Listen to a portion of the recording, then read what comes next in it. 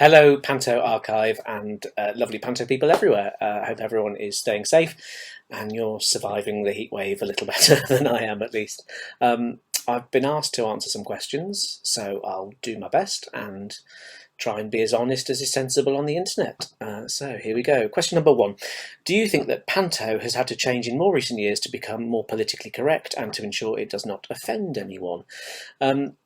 Yes, yeah. I mean, I've only been doing Panto for about 10 years, so in the grand scheme of Panto, that's a kind of a nanosecond, obviously. But I think there have been changes, and if I'm honest, it's for the best. I think when you go and see a Panto and there's sort of some of the lazier stereotypes, I feel a little bit uncomfortable, and I think most audiences do. Whilst there's a kind of a seaside postcard naughtiness to Panto, which we've got to try and retain, it has to kind of move on with society, and if the genre is kind of going to be there in the future, we need to make sure that it stays relevant and vital. And I think with certainly titles like Aladdin, there's kind of important questions that you have to ask yourself when you're doing them, about kind of why you're doing them, and are you on the right side of history with each of the gags? We had a letter actually at the beginning of the season from a lovely mum who said, we come to the Panto every year, we really love it, we've seen you doing Aladdin, we know that it can have kind of these problems. We're a Chinese family and my son's Chinese, he gets picked on at school because of that fact.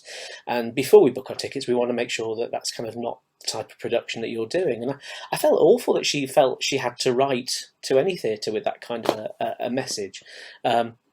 And, you know, I would hate any audience member to feel marginalised or picked on in any way, unless you're the audience boyfriend, in which case that's part of it and there's no way out, sorry. But yeah, that would be my thoughts.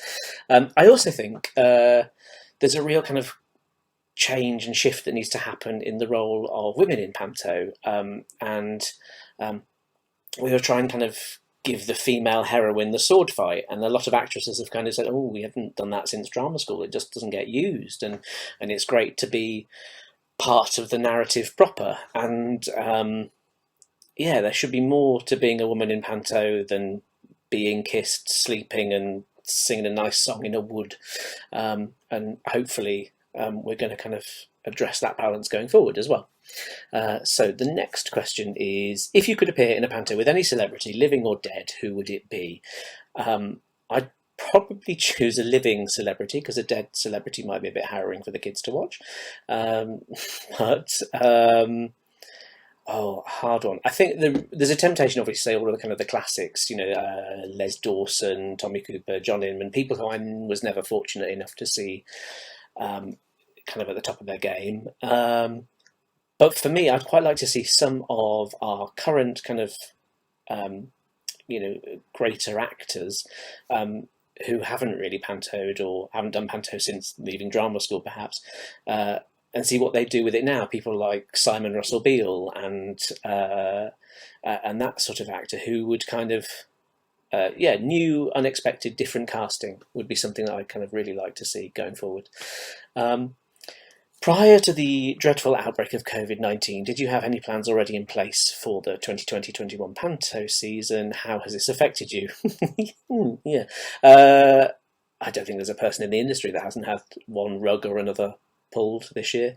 So before, I was sort of signed up to be working on 6 Pantos, designing some, writing some, directing one and daming in one, and it won't pan out that way. I will say that everyone that I've dealt with, whatever kind of point in that, have been lovely, from venues to actors. Everyone's kind of seen that this is a collective moment to pull together and that everyone's kind of struggling and to try and support where we can. And that's been kind of a really nice moment, actually. I think as well, with the recent press, there's been a lot about the value of Panto, both kind of artistically, but a lot of the kind of the financial sense.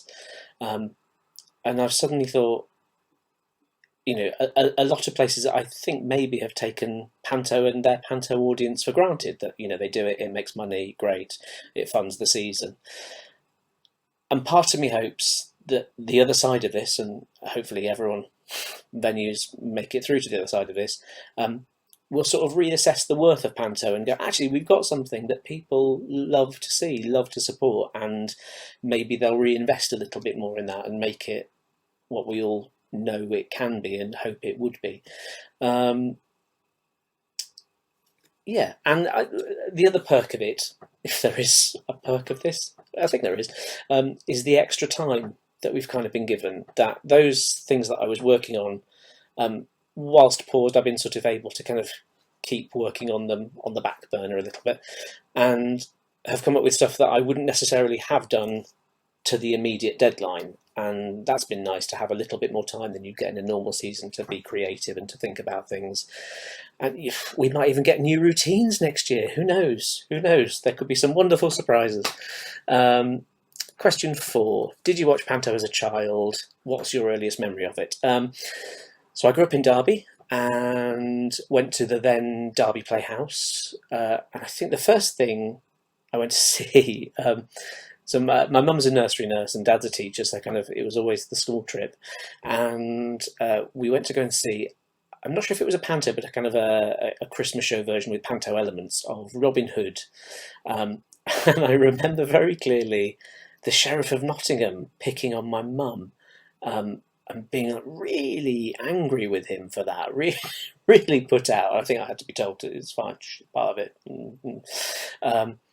But yeah, it made such a huge impression, and then obviously we kind of went year after year and eventually joined the theatre's youth theatre and took an interest in that, developed, and now I've ended up being Dame in Derby in a small way, I suppose, putting off the next generation of performers because it's a crowded industry and get a proper job.